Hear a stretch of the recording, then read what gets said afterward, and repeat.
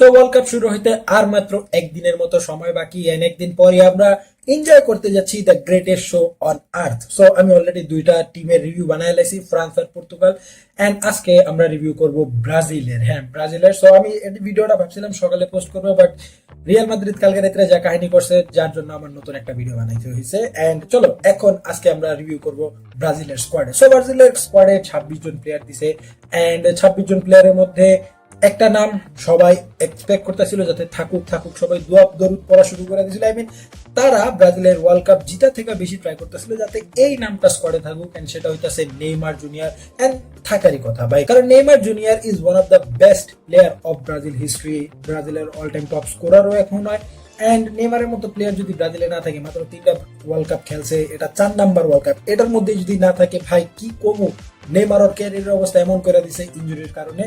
But যাই হোক, squad আইসা পড়ছে, এন্ড শেষ মোমেন্টে নেইমারের নাম আমরা স্কোয়াডে দেখছি, সেটা নিয়ে অনেক বড় কাহিনী হয়েছিল, অনেক কাহিনী হয়েছে। তারপর ফাইনালি নেইমার জুনিয়র স্কোয়াডে আসিল, এন্ড এটা থাকারই কথা, যেহেতু নেইমারের মতো একজন পপুলার নাম যদি ওয়ার্ল্ড কাপ স্কোয়াডে না থাকে ব্রাজিলের, ভাই ব্রাজিল অসম্পূর্ণ। সো এই ব্রাজিল কি পারবে এই ওয়ার্ল্ড কাপ জিততে? আই মিন কার্লো আনচেলত্তির আন্ডারে ব্রাজিল কি পারবে ফাইনালি একটা ট্রফি জিততে 2002 এর পর? I mean world cup trophy. So goalkeeper পজিশনে তারা তিনটা গোলকিপার নিছে, Alisson, Ederson and Weverton. So Alisson first choice থাকবে, এটা জানা কথা, কারণ এলিসন গত কয়েক বছর ধরে বা এক ডেকেডেরও বেশি সময় ধরে ব্রাজিলের গোলকিপিং দায়িত্ব সামলাইতেছে, and he is doing a good job ভাই।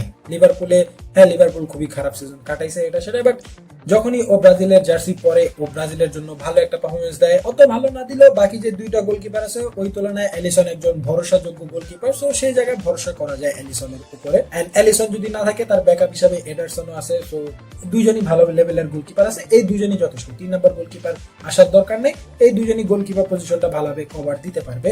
এন্ড এখন যদি আমরা আসি ডিফেন্ডার পজিশনে, তাহলে ডিফেন্ডারে আমরা অনেক নতুন নাম দেখবো, বেশিরভাগ নামই দেখবো আমরা ব্রাজিলের যে লিগ, সেই লিগটাকে ফোকাস করা হয়েছে। এন্ড ব্রাজিলের ডিফেন্সে আমরা যদি নামগুলো দেখি, সেটা হইতাছে ওয়েজলি ফ্রম রোমা, মার্কিনিয়াস ফ্রম পিএসজি, ভালো একটা option, Danilo from Flamengo, Alex, তারপর গ্যাব্রিয়েল, তারপর ইভানেস, পেরেইরা, সান্তোস এন্ড ব্রেইমির। সো ভালো ডিফেন্সই আমরা দেখতেছি। আর এর মধ্যে আমরা যদি দেখি, সর্বপ্রথম যে স্টার্টিং 11-এ থাকবে এই ডিফেন্স লাইনআপের, সে হইতাছে মার্কিনিয়াস। অবভিয়াসলি থাকবে পিএসজি হয়ে back to back champions league দিচ্ছে, পিএসজির ক্যাপ্টেন হিসেবে দায়িত্ব পালন করতেছে, এন্ড ডিফেন্সে মার্কিনিয়াস খুবই ভালো একটা সিজন কাটাইতেছে।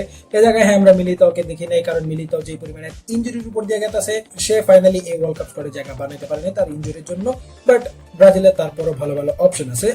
আমি যদি জুটি বানাতে যাই, তাহলে আমি মার্কিনিয়াসের সাথে ড্যানিলোকে খেলাবো। এন্ড যদি রাইট ব্যাক অপশনের কথা বলি, তাহলে আমার অপশন থাকবে ব্রিমির ফ্রম জুভেন্টাস, এই 3 জন। এন্ড যদি আমরা লেফট ব্যাকের কথা বলি, সে জায়গায় আমরা ওয়েজলিকেও খেলাতে পারবো রোমা থেকে, মানে আমরা বলতে ব্রাজিল। এন্ড একটা ভালো ব্যাকআপ অপশনও আছে, সেটা হইতেছে গ্যাব্রিয়েল ভাই।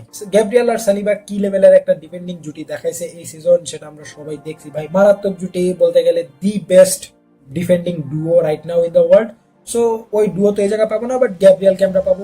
পেনাল্টির কথা বাদ দিয়ে, পেনাল্টি শুট আউট আসলে ব্রাজিল অনেক সময় মারা খায়, বাট যাই হোক, ব্রাজিলের ডিফেন্স লাইন আপ মোটামুটি লেভেলের ভালো নামই আছে, এন্ড ভালো প্লেয়ারে আছে। বাট মিডফিল্ডের কথা যদি বলি, ব্রাজিলের মিডফিল্ডার ডিফেন্সের তুলনায় কিছুটা হেভি আছে, কারণ মিডফিল্ডে আমরা যে নামগুলো দেখতে পাচ্ছি সেগুলো হইতাছে Casemiro, Paqueta, Guimaraes, Fabinho and Danilo from বোতাফিগো।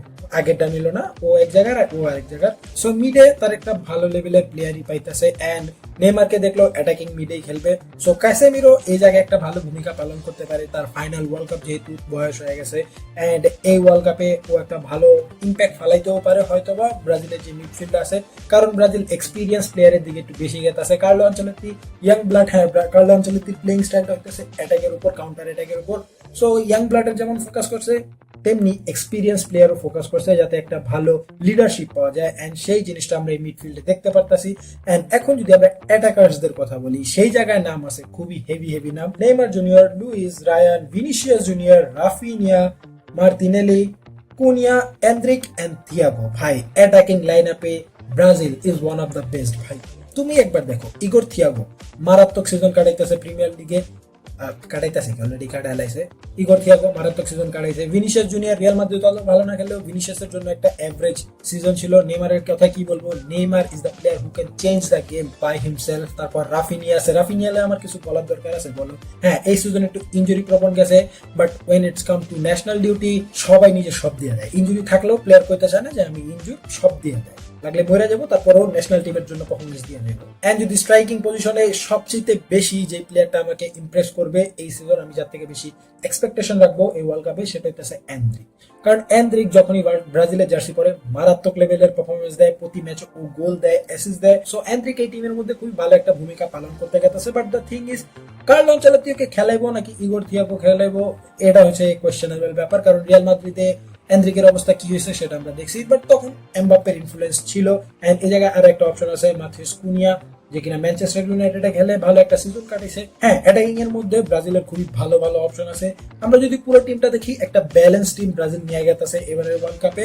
গতবারের মতো না যে তারা বি টিম করতেছিল তাদের ভক্তরা, যে আমরা বি টিম দিয়ে আনবো, বি টিম সবচেয়ে দামি আনবো, বি টিম এটা পারাঙ্গো, বি টিম ওটা পারাঙ্গো, বি টিমকে জিততে লাগছে এটা সেটা, এরকম না। কারণ ব্রাজিল এবার বড় বড় দামি দামি প্লেয়ারের দিকে বেশি ফোকাস না করে ব্রাজিল এমন এমন ফোকাস করছে যেগুলো ভালো পারফরমেন্স দিতে পারে, টিমের জন্য দৌড়াইতে পারে, টিমের জন্য একটা ভালো রান নিতে পারে, এরকম প্লেয়ার গুলো চুজ করা হয়েছে। আর তুমি ম্যাক্সিমাম প্লেয়ারই দেখবা যে ব্রাজিলের যে লিগ সে জায়গায় একটু ফোকাস করা হয়েছে। কারণ এটা দুইটা রিজন হতে পারে। এক হইতেছে কার্লো আনচেলত্তি যেহেতু ব্রাজিলে ঘুরতেছে, ব্রাজিলের প্রতিটা স্টেডিয়ামে অলমোস্ট সবগুলা ম্যাচ দেখতেছে, সো ও হয়তো বা বুঝতে পারছে যে ব্রাজিলের এই প্লেয়ার গুলা ব্রাজিলের জন্য ভালো খেলতে পারে। কার্লো আনচেলত্তি কতটা এক্সপিরিয়েন্স একজন ম্যানেজার সেটা আমরা সবাই জানি, এটা বলার কিছু দরকার নেই। এন্ড আরো একটা রিজন হইতে পারে ব্রাজিলের যে লিগ। কারণ ব্রাজিলের লিগে ভাই অত হাই কোনো প্রাইস নাই, ব্রাজিলের লিগে যে স্ট্যান্ডার্ড ওটা অত উপরে উঠতে পারতেছে না, কারণ তাদের ওই টাকাটা নাই।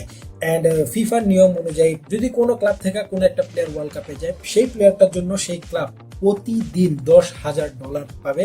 এন্ড যদি ব্রাজিল একটা ভালো রান নেয় তাহলে এই প্লেয়ার গুলোর জন্য অনেক টাকা ফিফা দিবে ব্রাজিলিয়ান লিগকে। সো সেই দিক দিয়ে ব্রাজিলে একটা ইনকাম আসবে। এন্ড হ্যাঁ, ব্রাজিলের যে ফুটবল ফেডারেশন বা ফুটবল অ্যাসোসিয়েশন একটা ভালো ইমপ্রুভমেন্ট আনতে পারে তাদের লিগে।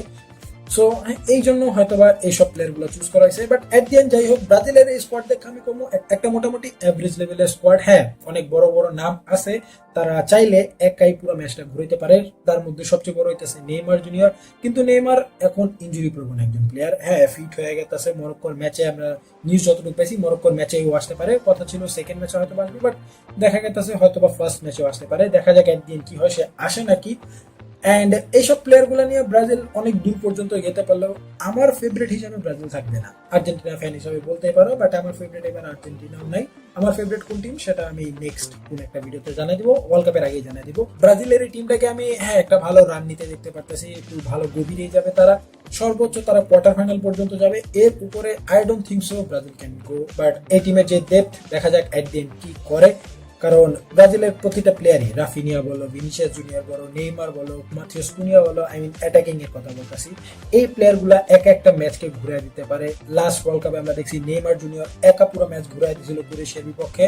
হ্যাঁ, পেনাল্টিতে যায় তারা শুট আউটে হারছে, পেনাল্টি শুট আউটে, but at the end this is Neymar Junior, he can do anything. যদি তার দিন হয় সে পুরো ওয়ার্ল্ড কাপে কাঁপাইতে পারে, ওয়ান অফ দ্য বেস্ট পারফরমেন্সও দিতে পারে। দেখা যাক এট দি এন্ড এই ওয়ার্ল্ড কাপে ব্রাজিলের রানটা কত দূর পর্যন্ত যায়। তুমি তোমার প্রেডিকশন কমেন্ট সেকশনে জানাতে পারো যে এই ব্রাজিলের স্কোয়াডটা তোমার মতে কতটা স্ট্রং হয়েছে, এন্ড এই ব্রাজিলের স্কোয়াডটা ওয়ার্ল্ড কাপে কত দূর পর্যন্ত যেতে পারে। কমেন্ট সেকশনে জানা দিও। দেখা হচ্ছে তোমাদের সাথে অন্য কোনো স্কোয়াড রিভিউ ভিডিওতে। Until then, peace out.